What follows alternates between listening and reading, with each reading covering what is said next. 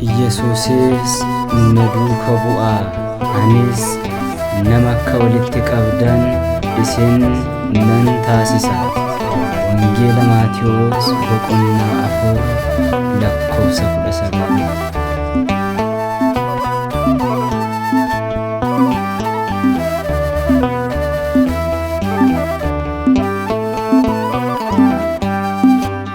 Nawantita garamana kete nagodiste barokirate navilate bakato bukesa yagoftako aneso manvarsa.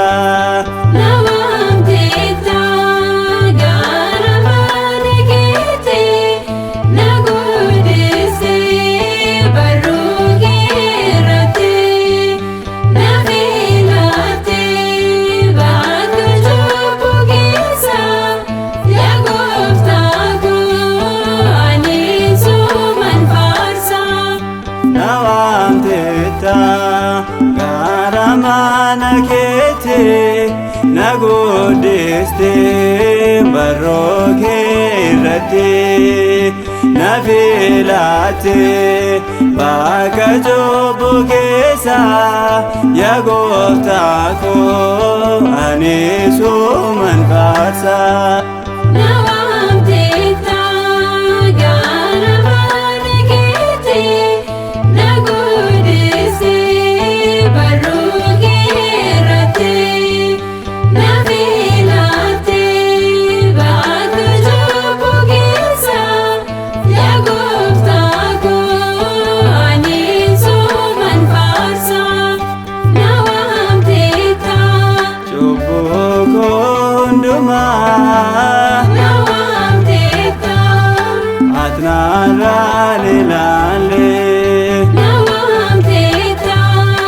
Naduka bujede nawamteta nakene amile nawamteta kiyokos nangete nawamteta duka sahirire nawamteta Kristos ifta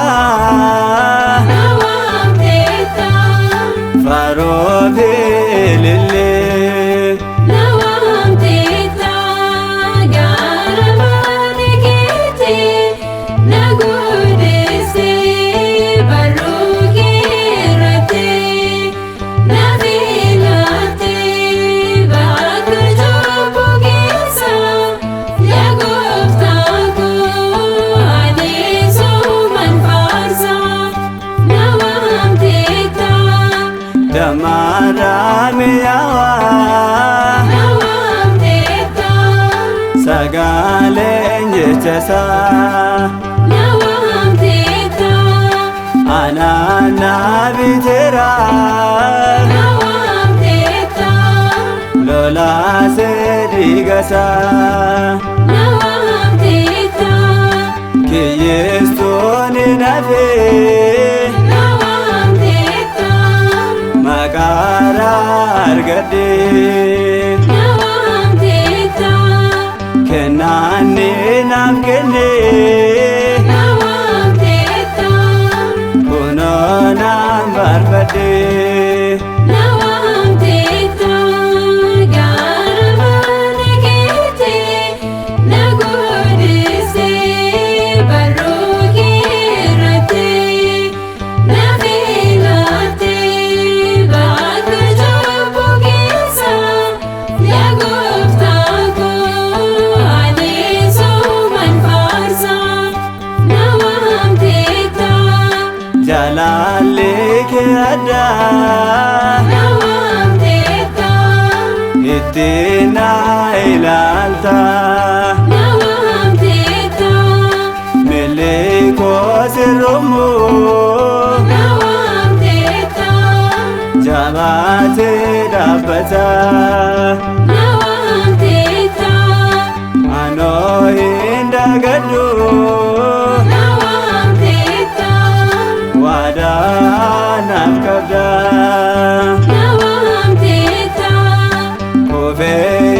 nafani Nawamteta ati olla kada Nawamteta Garamana kete Nagodise Baruki rate Navilate Batu jopogesa Yagoftako Anisu manfarsa Nawamteta dargabako barete Nawamteta tumura barako Nawamteta dursite tu bekta Nawamteta ana rakinako Nawamteta yomi yo ilala Nawamteta ijisa garako Nawamteta tasana ingatu